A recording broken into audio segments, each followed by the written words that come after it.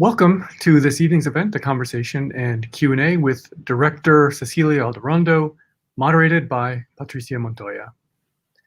We invite you to listen to this event in Spanish and to view the live closed captioning. This event is co-presented by the 2020-2021 Feinberg series, Planet on a Precipice, and the Massachusetts Multicultural Film Festival. I'm Daniel Pope, director of the 28th season of the MMFF, together with my assistant curator, Nefeli Forni Serfudaki. The theme for the 2021's festival is Alliances, presenting an international program of films and media that engage issues of division and isolation and offer compelling visions of connection with people, ecologies, and ideas. Join us each Wednesday through April 7th for live conversations and Q&As with filmmakers and scholars. Now it is with pleasure and gratitude that I present Heidi V. Scott, Associate Professor of History at UMass Amherst, and together with Jessica Johnson and Kevin Young, co-chair of the 2020-2021 Feinberg series, Planet on a Precipice, Histories and Futures of the Environmental Emergency. Heidi. Good evening, everyone. I'd like to begin with just a few words about the Department of History's Feinberg Family Distinguished Lecture Series. The series takes place on a biannual basis, and it's made possible by the generosity of Kenneth R. Feinberg, a 1967 alumnus of the department.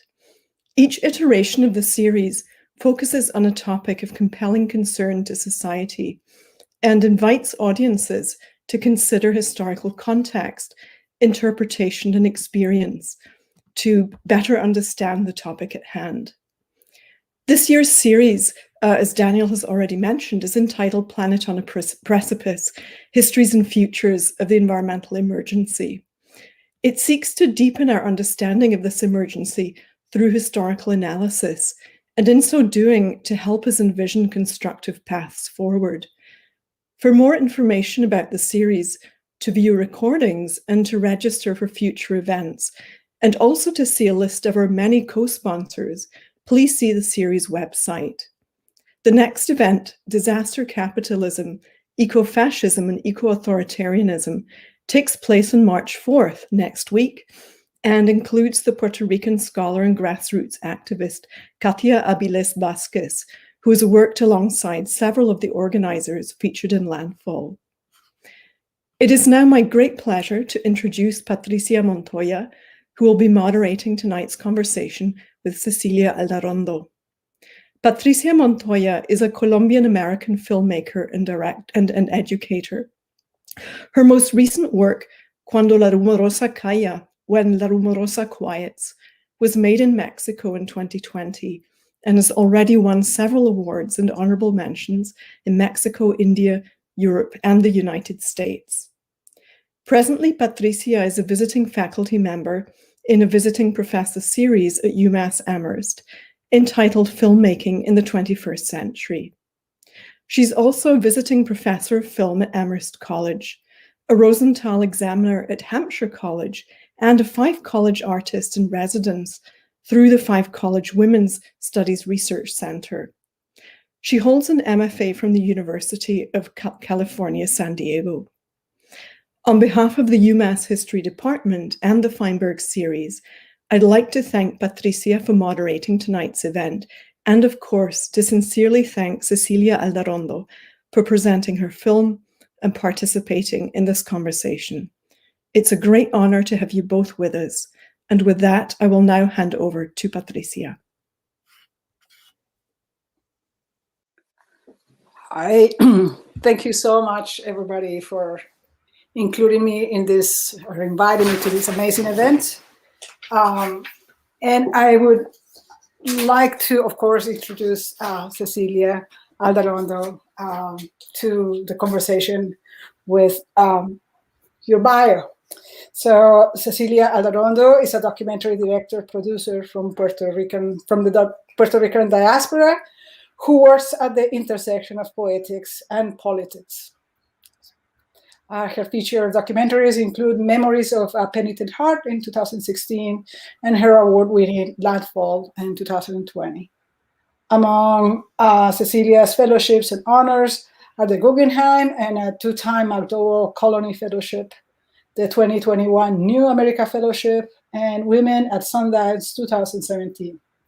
In 2019, she was named the Doc New York City 40 under 40 list, and is one of 2015's 25 new faces of independent film. Cecilia teaches at Williams College. So thank you so much for being here, and mostly really for making that wonderful film. It really was profoundly touching, and when films get to a place where I will never forget them, they become part of one's life, right? That's the amazing gift. And so in my view, you've made a piece that is that kind. It's part of my life now. Thank you. So I'm very grateful for that. So I have a bunch of questions, and of course, and I'm also supposed to incorporate the questions of the audience. So it's a more lively and more open. So I have prepared a bunch of questions, but I won't ask all of them. So my approach would be to talk a little bit about, as a filmmaker here, I would ask questions more directed towards the process of making the film, and especially a documentary with all the tensions that you provide in the film and creating intimacies and the part of the making. But I also have some questions that are more kind of political or more contextual. So I'm going to start with those because those are the more difficult ones. And then we break the ice that way. So Cecilia, one of the things about your film, of course, is the environmental issues or the environmental injustice, and how they are related to colonialism and militarism, and of course the situation in Vieques.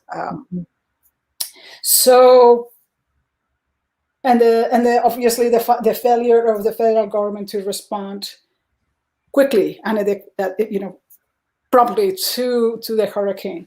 Could you talk to us a little bit about that and how you how you approach that in the film? Because the other thing that is interesting about your film is that kind of parenthesis that you make right between those two events, the hurricane and Ricardo Rossello's ousting. So this environmental justice, if you can address that. Yeah. I mean, I think that environment, thank you so much for Patricia for moderating and for the wonderful introduction. Thank you to everyone who organized this event. I think the first thing I will say is that I think for far too long, we've somehow talked about environmental issues in this incredibly decontextualized way, as if the environment is something that somehow oddly doesn't have to do with politics or doesn't have to do with other forces of inequality, right? It's taken us, I think, way too long in conversations around climate change, for example, to talk about something that I think it should be fairly second nature, to say that environmental issues are disproportionately affecting communities like places like Puerto Rico, right? And I think that I mean, it's funny. I have Octavia Butler's books next to me right now because I've been teaching her wonderful Parable of the Sower and Parable of the Talents, and she knew this in the 90s when she wrote those incredible books that racism, colonialism, classism, inequality. Those things cannot, we can't talk about saving the planet if we can't talk about other sorts of pre-existing forces of injustice. I mean, the climate crisis is a political crisis. It is something that was created by the same forces that put people in bondage. So, yeah, it's funny because I made this film, yes, about a hurricane, but in a way, I began my my impulse to make the film was actually thinking more about immediately about disaster capitalism and the economic forces at play, the predatory forces at play that I was seeing happening. And not because I wasn't thinking about a hurricane, it was the hurricane that made me want to make the film. But it was precisely because I felt like the public discourse around the hurricane wasn't accounting for these really important economic factors and economic policy that has everything to do with colonialism. So yeah, I think I would say, of course, environmental issues are connected to other forces at work, and that's what we tried to show in the film. Well, one of your characters says that the hurricane was the hurricane that all of you had inside. Somehow it opened that hurricane inside, right? So that's another way to, I think of this. The hurricane happens, but then it opens up all the holes in the systems that were before that. Yeah. And you were very good, I mean, very powerful in your film to kind of really go to the background of all of that. So the foreground is the hurricane and the devastation, but the background of the reasons why and how people were feeling about it is always in the film, in the tone of the film. And that was really wonderful. And the thing about Puerto Rico too that you showed in the film, seemed to me, is how systematic in Puerto Rico these forces are happening. Like it's like a test. It's a test tube. Absolutely. Yes. I mean, it's we talked a lot about Puerto Rico as a laboratory, and again, this is something that has I don't think you can talk about the Puerto Rico as a laboratory without talking about history, because this is not the first time. Hopefully this experimentation on Puerto Rico will end soon. But Puerto Rico has, throughout its entire colonial history, been a laboratory for the United States. Many thousands of women were forcibly sterilized by, predatory health policies. We've had experiments in industrialization and agriculture, moving people off of the land into cities and experimenting with monoculture and pesticides and you name it, military experiments, war games. And the thing is, it's interesting because I think that, in Puerto Rico, I think you can become quite paranoid after a while because it starts to feel by design. And it sounds crazy, right? There's a moment in the film when somebody says, I think that they're trying to annihilate us. And that sounds really histrionic, but there's actually a tremendous economic interest in ridding Puerto Rico of Puerto Ricans. I firmly believe that. So it sounds nefarious and strange and like there's some kind of sinister man twirling his mustache, but the sad reality is that those people actually exist. And there are policies, economic policies that were put in place before the hurricane that the hurricane only exacerbated. And those economic policies are, and this is, I would say, what I call the Trojan horse of the economic policy, is that all the austerity measures that Puerto Rico is undergoing right now, the 7-person unelected fiscal control board that is in charge of Puerto Rico's finances, that was put in place by President Barack Obama.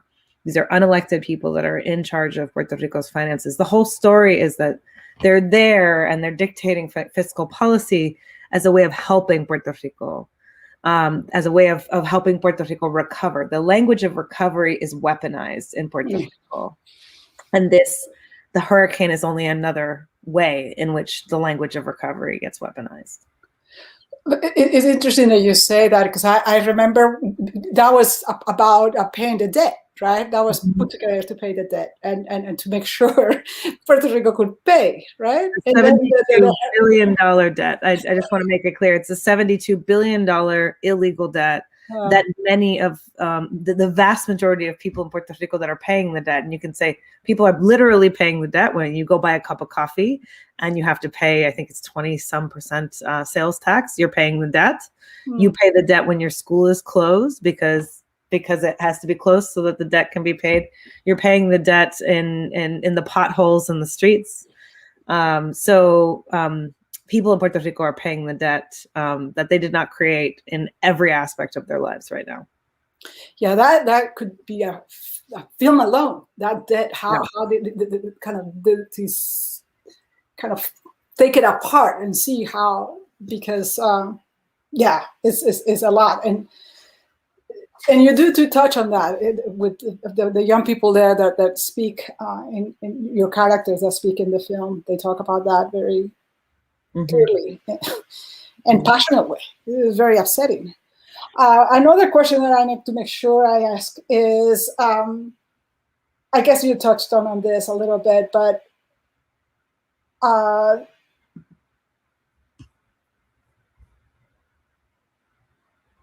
kind of what the responsibility of the United States is in this venture capitalism and this unnatural disaster, in the creation of natural disasters. I guess the question here is to go a little bit deeper in kind of the U.S. responsibility. Well, I mean, I just talked about a man behind the curtain. I think the man behind the curtain is the federal government. And this Lucho, who's the wonderful the guy with the beard in the dinner scene. We hear him in voiceover at the end of the film saying, talking about, precisely this, that, people in Puerto Rico managed to oust the governor, as you noted. But behind the governor, first of all, there are a lot of other politicians ready to take over the governorship and step in right where he was. But it really is that kind of, Alale says this: you can decapitate, you can take off the head, but what remains? So I think that that is why, and it's so strange to me as a child of diaspora how long it took me to understand that this is what colonialism is. People didn't even call Puerto Rico a colony when I was a kid. When I was growing up, it's a free associated state. It's a commonwealth. There are lots of euphemisms, but the reality is that it's the United States that pulls the strings at the end of the day. These policies that are put into place by Puerto Rican politicians who are complicit. It's a sort of a pact, to have Puerto Rico be a kind of fiscal paradise. And I know I mentioned the debt, but I think it's also important to talk about the tax laws, that another path towards recovery is making Puerto Rico the best place for anyone with money to go to not pay their taxes, at least if you're an American. So it's not an accident that these incredibly neoliberal, free market policies are at work in Puerto Rico. Again, there would not be a 7-person fiscal control board in charge of Puerto Rico's finances if it weren't for President Barack Obama. He signed that legislation. It was Congress, which Puerto Rico has no representation in. So how can we not say that the United States is behind all of this? That imposition. Yeah. So my questions are accumulating here on the people that want to talk. So I'm just gonna go back here and I'm gonna start.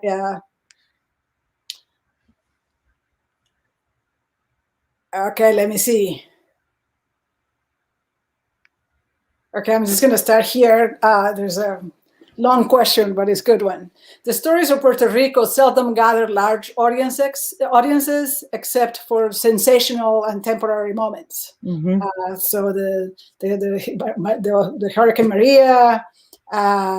So here's an example is San Juan's Mayor Maria quote, "This is a Puerto Rican people dying story." As a filmmaker, what challenges do you face, if any, in persuading potential funders that there is a story to tell here that needs money to market widely? Yeah. So the first thing I will say is that again, one of the consequences of colonialism is chronic invisibility on the world stage. Puerto Rico is this, a small archipelago in the Caribbean that very, it takes something like a hurricane, a Category 5 hurricane, for it to have a moment of media attention. And that media attention was sensationalized. It was totally, it was there for a moment, but it was a sort of parade of horrors of what I call ruin porn. And it was really, the biggest moment was Donald Trump throwing paper towels at the Puerto Rican people. And that was the thing that went viral. It's even like one of those gifts that you can, send to your friends, lots of memes and things. But that was precisely what I said to potential funders. I said, it is precisely because of Puerto Rico's chronic invisibility on the world stage that makes it the perfect laboratory. So what I talked about was that Puerto Rico, because it's so small, I would talk about, there's a wonderful book by Jamaica Kincaid called A Small Place, which is about Jamaica.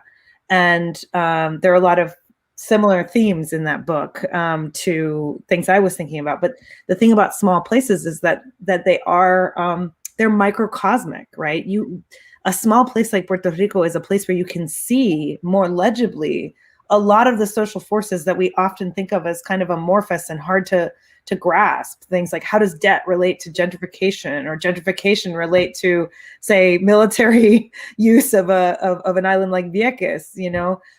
These are really things that are sometimes hard to see. And I basically would tell potential funders, like, we have to understand Puerto Rico, not just because people in Puerto Rico deserve to be heard and centered, but also because Puerto Rico is a cautionary tale for the world. The forces at work in Puerto Rico, I mean, it's the metaphor. You could think of the metaphor of the water lapping on the shore. Like, Puerto Rico is our shore. It's this world of this very sort of dystopian world of hyper privatized everything, right? Wherever all the public infrastructure is being dismantled and privatized. A world of the hyper rich living in a kind of these bubbles of like concierge, 5-star everything. Where most people have crumbling health systems and low access to all of their basic needs. That is the story of our world, right? And we are increasingly heading towards this place.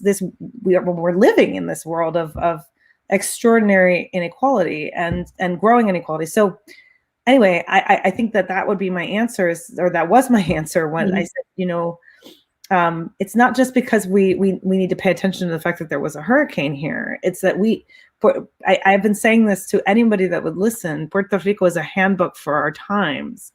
And it's also, and I just want to say, this is not just a catastrophic story. I want to say that people in Puerto Rico are leaders and experts in what it is to live in crisis, what it is to survive and to thrive, and do extraordinary things, and to care for one another.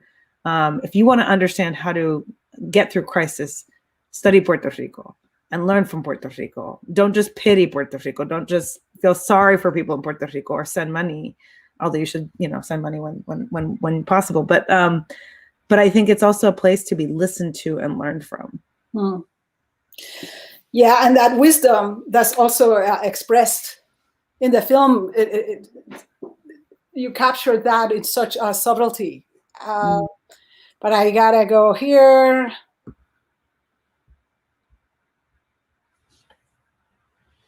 There you go. So here with the theme of emotions here, this is very good. I found the pace of the film and the way you stayed with certain scenes to be moving because you created a space and time for layering of emotions. Yeah. I wondered if you could talk more about your choices in terms of pacing and creating scenes. Yeah. Well, the first thing I will say is that I did not make this film alone. I made it with a really amazing team of people. I worked with actually a cinematographer from Colombia named Pablo. Yeah, from Medellin. Oh, he's an amazing filmmaker. He's based in Montreal now, but He's an incredible filmmaker. And then I also worked very closely with an activist based in Puerto Rico named Lale Namro Pastor. And the three of us, really shot the film together in Puerto Rico. And then the film was edited by another wonderful filmmaker named Tara Jean Long, who has, I always want to work with people who have their own artistic practices. I find that I learn more from people that I can really exchange ideas with, and people who are film lovers. And there's, I think, certain categories of people who are attracted to, say, cinematography because they're more technicians, or they're kind of a hired gun. And I want to work with people that I'm going to exchange with as an artist. And so anyway, I just want to recognize that they all had a profound impact on this film, as well as my producer, Ines Hoffman-Kana, who made so much of this happen. But I will say that in terms of part of what was beautiful about the aesthetic process was that Pablo and Tara had worked together before. Tara had shot a film that had cut a film that he had shot. And I mentioned that because, this is a film that, where we were from the very beginning, I was very, very aware that it's a film about trauma, and it's a film about a traumatized people. And I was very keen. That was one of the things that was dissatisfying to me about the media narrative that was unfolding, was that there was very little space for people in Puerto Rico and people in the diaspora from Puerto Rico to have their time to mourn, their grief honored. I mean, that is, in my mind, a big part of what those protests were about, to oust the governor. It was this sort of cathartic moment of unresolved pain and anger and outrage. And the hurricane was not simply just a media event. It's a watershed event that has had such an impact on people. And so I wanted to make a film that first and foremost would hold space for those experiences. And I was really glad to work with people who, like Pablo, has a very patient camera. And he is also very keen to be with people with his camera. He shoots handheld very beautifully. And so there's a lot of the film is shot handheld. And Tara, too, is a very patient listener. And it just felt important to me to not make a film that would be, cutting its way through this experience. It's a film that asks you as a viewer to make space and sit. And if you are one of the traumatized, my hope is that the film actually offers, even though it's a hard film, that it offers some space for healing. And for those that are not necessarily the traumatized, that the film invites you to hold space for those who are. Mm-hmm. And so it's really an invitation that, the last thing I will say about this is that, the film is quietly framed as a conversation. It opens with two people sitting on a beach at night who are talking. And that's actually me and Lale, but we don't identify us by name. You don't know, it doesn't matter that it's the director and, her collaborator. But the reason we did that is because we had as a diasporic Puerto Rican, I felt that part of my role was to hold space for Lale's trauma, because Lale had been through the hurricane in a way that I had not. Mm. And so the film quietly posits this journey as a kind of act of listening, right? How do we sit with and be with and maybe decenter our own experiences for a moment as a way of attending to the experience of those who have been through something deeply traumatic and that is unresolved. Yeah, that was one of the questions I had prepared, or the themes. It was this idea of intimacy. Mm-hmm. That dinner scene, the dinner table scene. Very hard to pull something like that off. But I had a question about that. But I want to bring in, see if somebody else has asked about that. They posed the questions because they were bombarding questions here. Okay, somebody's wondering what happened to the vulture capitalists. What happened to the vulture capitalists? Well, there's a multiple question here. Did people continue to stand up to them directly at that confrontation? That was very excellent. Did they leave, or they just stayed behind the scenes? So I will say there's yes and no. So immediately after the hurricane, there was a kind of burst of energy around this. It was effectively a Bitcoin rush or a cryptocurrency rush in Puerto Rico. It was there was a big push for people who are into cryptocurrency to come, and this whole push, this kind of crypto rush, was masterminded by a man named Brock Pierce, who is the short guy with the hat who is confronted in the scene. And while the initial fervor in certain ways has died down, Brock Pierce still is very much in Puerto Rico, and his ideology is very much at work in Puerto Rico. Again, the tax laws that are in place, I just this week, a couple of very famous YouTubers, the Paul brothers, Logan, and I forget his brother's name. If you follow these YouTubers, you'll know who they are. They're some of the most famous and wealthy professional YouTubers in the world. They just announced they're moving to Puerto Rico, or Puerto Rico as they would call it. And almost every day there's a story about, say, a tourist who has come, who has committed a crime, who's let out of jail. There's a lot of tension right now around people coming to Puerto Rico, and that does continue. And Brock Pierce in particular is very busy, and he ran for president last year, president of the United States, very unsuccessfully, but my personal belief is he's just buying influence in Washington. He recently closed on a massive penthouse in Washington, D.C., and the story is he's running for president again in 2024. But this ideology, the desire again to privatize the world, to exist in a place where, as Yaron Book, who is the man making the speech in the film, there's a scene at a conference where there's a man making a speech about privatizing everything. He is chairman of the board of the Ayn Rand Foundation.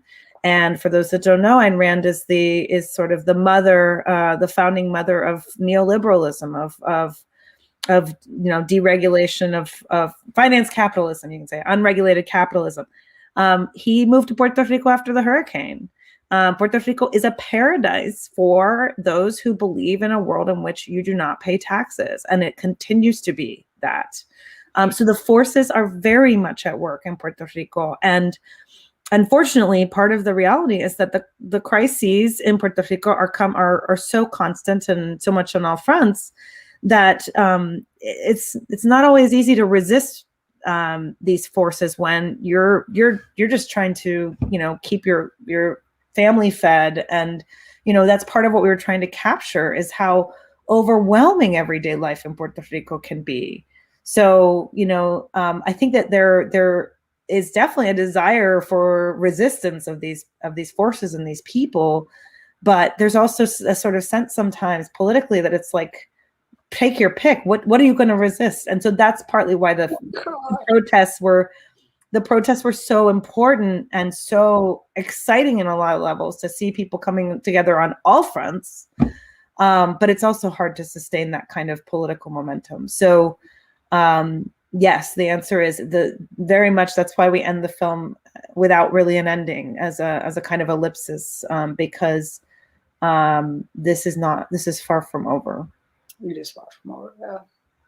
I mean, and they are trying to convince, taking advantage in those conferences, in those conference rooms. Sometimes it was hard to tell who they were speaking to, right? Sometimes to the young people, like, this is you can't believe in government, like taking advantage of the trauma the Puerto Ricans, the people in Puerto Rico were having. Like, well, if you follow us, there was a moment. No, absolutely. I mean, there's an element of a kind of Pied Piper, and the part of the reason that we included a scene with young Puerto Ricans at it's a hackathon event, is that Puerto Rico is full of incredible youth who, like any young person, want to have a future.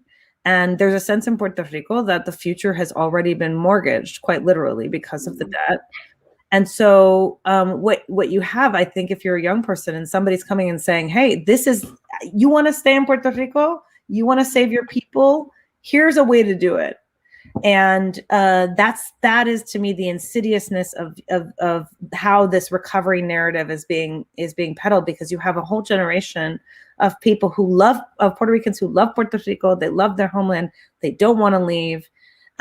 They just want to, be able to have a decent life. And, if you're interested in technology and you read about Steve Jobs and Silicon Valley and these kinds of this, and the idea that tech is the future, these messages can be very seductive.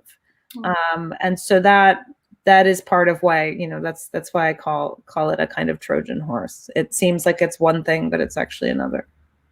And the salvation, right? But in reality, okay, so I gotta go back. So the venture capitalists, what is the outcome of the people that have been interviewed? Have there been any improvements? What happened? I think you already addressed this. What happened after the resignation of the governor? So yeah. What was going on now, I suppose? I will say it remains very difficult. The governor's party remains in power, although I will say the last elections in November, it was extraordinary. It was the first election, and I think certainly in my lifetime, that there was no majority of votes to either of the two dominant parties. Neither party. I mean, basically, the PNP, which is the party of Rosselló, squeaked by and can continue in power. But I think things in Puerto Rico are still very hard, and the pandemic certainly hasn't made anything easier. And what I say is that, to use a kind of health metaphor, for better or for worse, if the United States has a cold right now, Puerto Rico has pneumonia. And so everything that we are dealing with outside of Puerto Rico in terms of the stateside is magnified in Puerto Rico. And so it's very difficult. But at the same time, there is a lot of resistance, and a lot of people are there's, I think, a really pivotal sense that people understand very much that they have been had, and that the status quo cannot continue. So I think that particularly, I think there's a younger generation, like, my parents' generation grew up with this sense that the American dream was a possibility. So there's a way in which, that kind of colonial relationship feels like the right thing and the best thing. I think that relationship has soured considerably for younger people. And so yeah. But unfortunately, I can say that everyone that participated in the film continues to do their work in Puerto Rico and be wonderful and amazing. And I'm very privileged to know them. And but it's I don't have any clear happy endings either. Yeah. Well, that open ending, right? That's what it is. We just got to keep going, right? Got to keep doing, and that's kind of part of the pain of all of this. That despite everything, you have to keep going. Mm-hmm. You lose a leg, then you lose this, but you have to keep. It's horrifying. Somebody here in the list wanted to know, and this is kind of changing gears a little bit, is what were your plans for your next project? Oh, well, it's a pandemic, so it's an interesting time to be an independent filmmaker. It's certainly been challenging, but it's before I even started making this film, I was working on a very different film about my high school experience. And I grew up in Central Florida in a place called Winter Park, and I was one of the few white kids growing up in this very white place. And yeah, it's actually a very funny film, and it's kind of absurd. It's like a Hollywood high school reunion movie. So is it a documentary or? It is. I'm revisiting my teen traumas, and I'm actually reenacting my memories. My work is always about memory in some way or another, and this is a case in which I'm reenacting my teen memories, and I'm playing myself. And it's both very funny and very, very cathartic and absurd. But it's really a film about making peace with the things that haunt you as an adult. And yeah, we've been working on it for almost 4 years now. But hopefully finishing it this year, and we'll see. Yeah. Well, we're waiting for it. Definitely. I want to make sure. Well, they stopped the questions. They were going too fast, and I was going too slowly. So okay, I think they. Okay, so now question about statehood. So in the light of the history and events depicted in the film, will becoming a state help or make it more difficult for Puerto Rico to claim or define its identity, or in what ways? I would say that Puerto Rico's political life has been overdetermined. The conversation about Puerto Rico's political life has been overdetermined by the status question. It's been kind of the question. Political parties in Puerto Rico are drawn on this question. Do we become a state? Do we become independent? Do we maintain the status quo? And frankly, I think it sort of mutes the conversation about, we can become very fixated on this as this kind of solution, a blanket solution. When in fact, I think we need to have a conversation about decolonizing Puerto Rico in all kinds of ways. Okay. And what I mean by that is getting rid of the control board, for example. I mean canceling the debt. I also think that this is a question of sovereignty. It's I think that for many, many, many people, statehood would only. It's sort of like being chained up in a basement for 20 years and then marrying your captor. It's like there's something so deeply morally repugnant about that idea for a lot of people. And so I think that and it's certainly not for me as a diasporic Puerto Rican to have any determination over this. This should be determined by the people of Puerto Rico that live in Puerto Rico. So what I will say is I want to see, I want to go back to what Laura, who's one of the young women at the dinner, who talks about what does it mean to be free in Puerto Rico.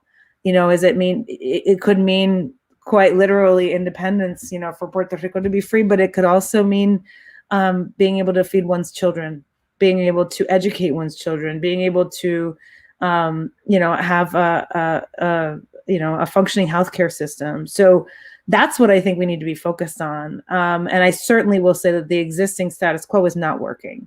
And, Puerto Rico's current, again, the current status of Puerto Rico is free associated state.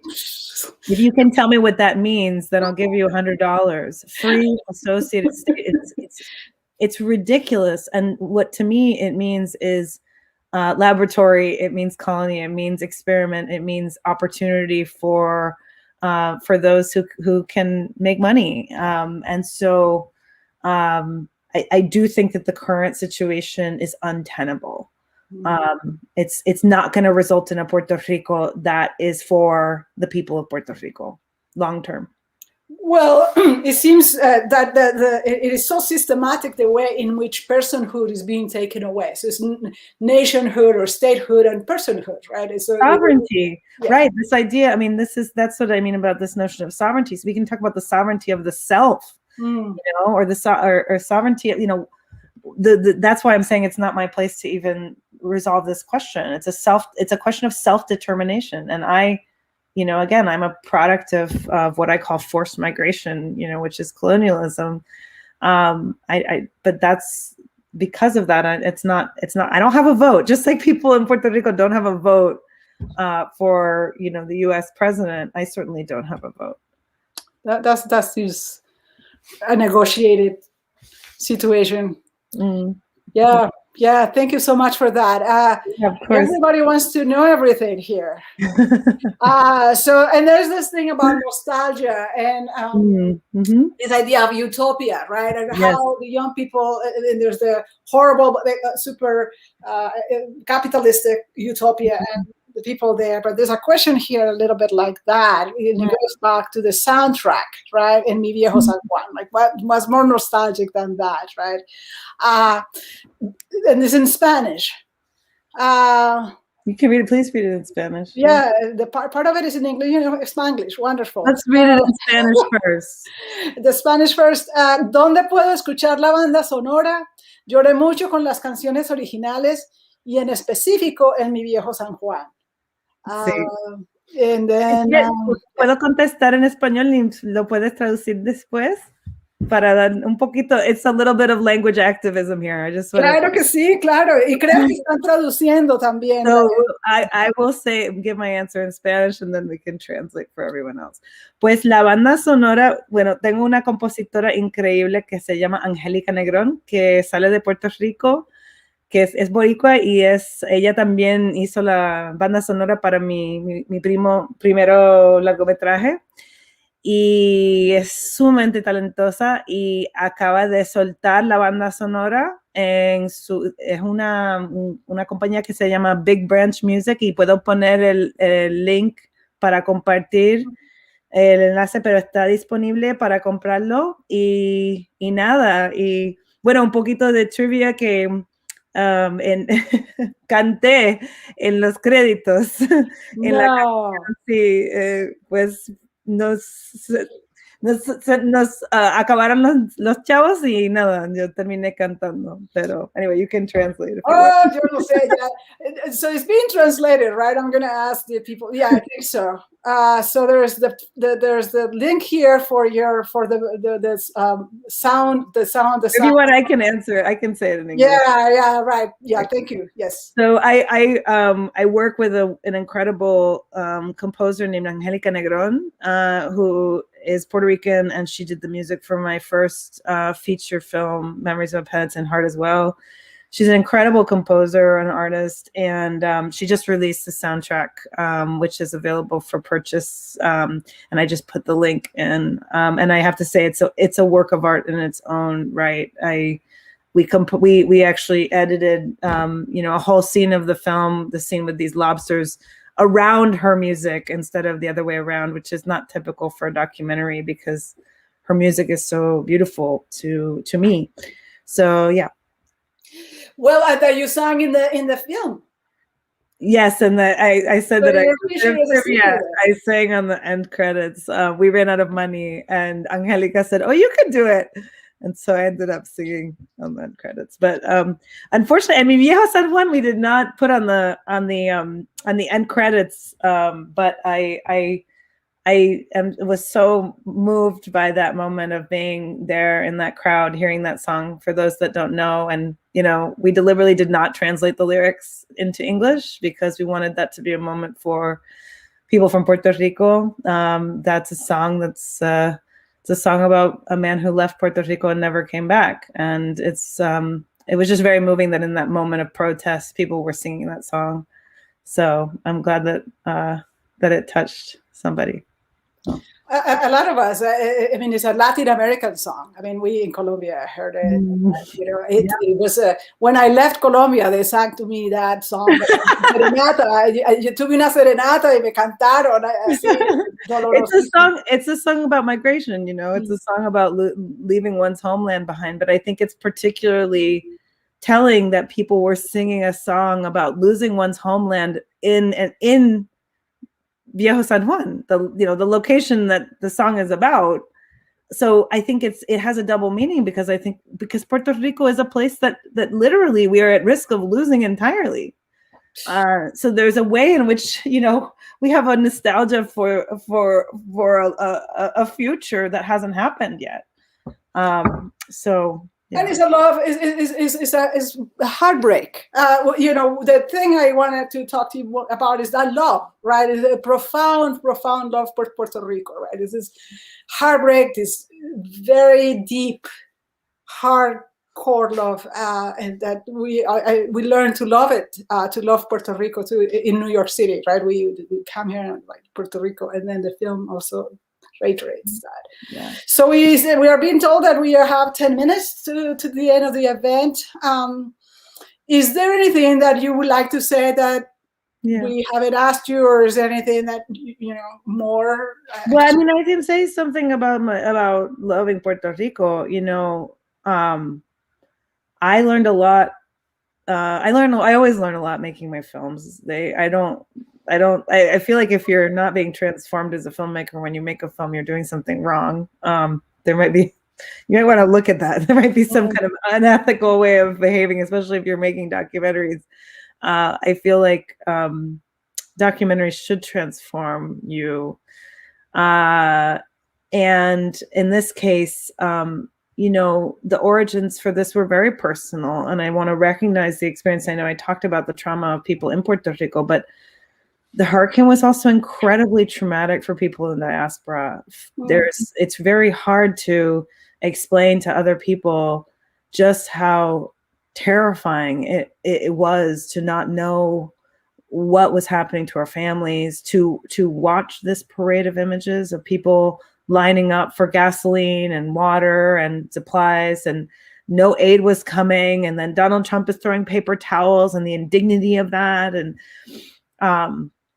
then just the cycles of trauma, of hearing about corruption, and there would be a story in the news about discovering the discovery of bodies in trucks, refrigerated trucks, that people, they were basically hiding bodies that were decomposing, as Lale talks about in the film. Another thing I will talk about is there's a moment in the film where we show this kind of graveyard of water bottles. There was this series of, for years after the hurricane, of discoveries of aid that had not been distributed, of whole warehouses of aid that had not been distributed. And those water bottles, we heard rumors about these water bottles that were in Dorado. They're like 30 minutes outside of San Juan. And we went looking for them, and we basically like trespassed onto this private property where they had been dumped, and nobody knew where they were. And so, it was just layers upon layers of insult upon injury. And so I just want to say that, for me, this film was incredibly healing to make, and also very hard, very painful. And there was a lot of, me having to confront things I didn't realize I didn't know about Puerto Rico, because I didn't grow up there, because, I just didn't, I have to recognize my collaborator Lale, who was with me every step of the way, whose voice, carries this film. It's we don't say it explicitly. It's meant to be a kind of archetypal voice. It's not meant to be about Lale's personality or experience specifically. It's meant to be about the people of Puerto Rico. So I guess I just wanted to say that I hope that for those that need the film to help them heal, I hope it does. And I know it's difficult. I know it's a painful film for those who are directly connected to Puerto Rico. But I'm glad that you noticed the love with which it was made, because it's funny. I've done a lot of these conversations, and sometimes I forget. I forget to remember that's why I made it. And and I just want to say that things in Puerto Rico are very, very hard. But I also have seen firsthand just how profoundly beautiful and moving the work of justice is. And that I learned from people in Puerto Rico who are literally saving one another. This is not a story about people from on high having the solutions. The solutions are coming from communities and people literally saving other people.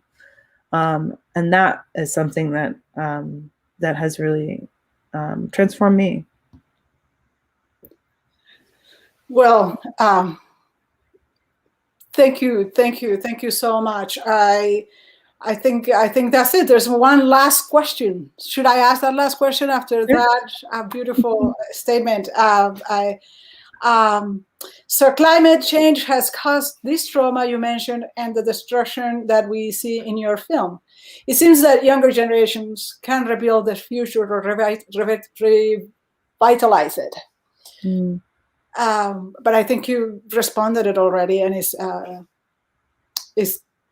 treated in the film. How do you feel about that? How do you feel about this?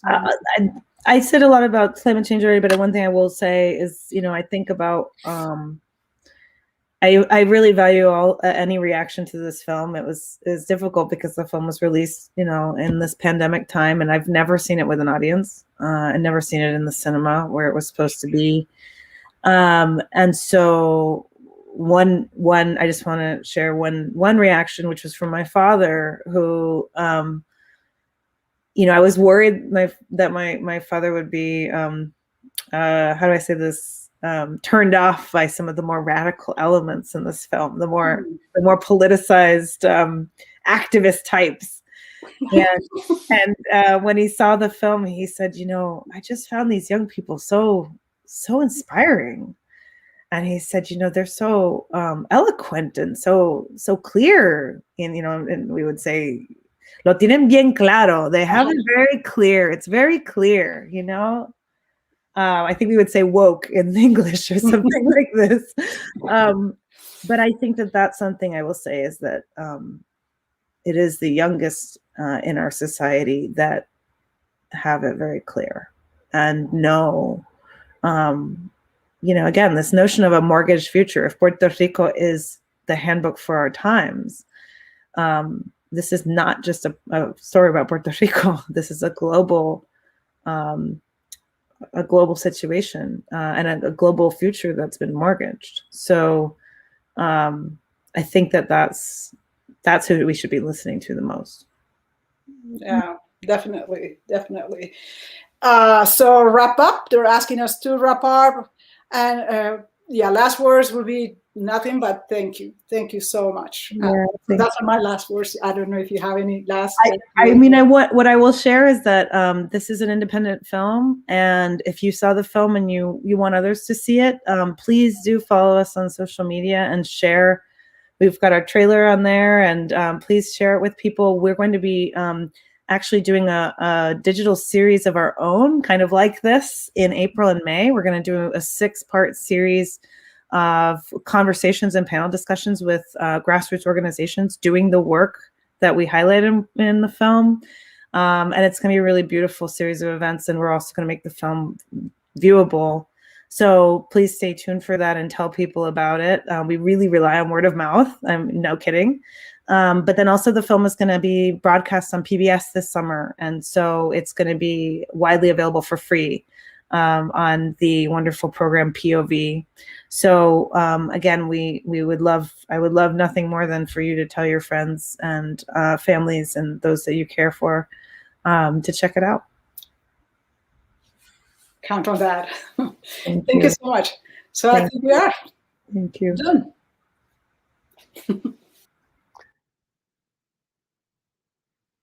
Thank you, Cecilia Aldondo. Le agradecemos mucho a la directora Cecilia Aldondo for generously joining us tonight and for your work, and I think it's fair to say your genius in making Landfall.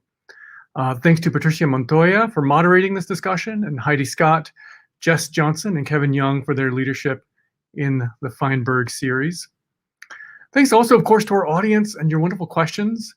Note again that Landfall will be available for streaming through March 5th via the Feinberg series website and also the MMFF.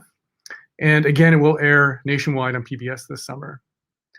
The 2021 MMFF is made possible by the generous support of our sponsors. Please find a list of our sponsors and partners on our website, umass.edu/film/MMFF. Again, don't miss the next event in the Feinberg series, Disaster Capitalism, Ecofascism, and Eco-Authoritarianism on March 4th at 6 p.m. And join the MMFF next week for a live conversation and Q&A with the filmmakers of the new documentary, Picture a Scientist. That's March 3rd, 7:30 p.m. We'll see you there. Thank you. Good night.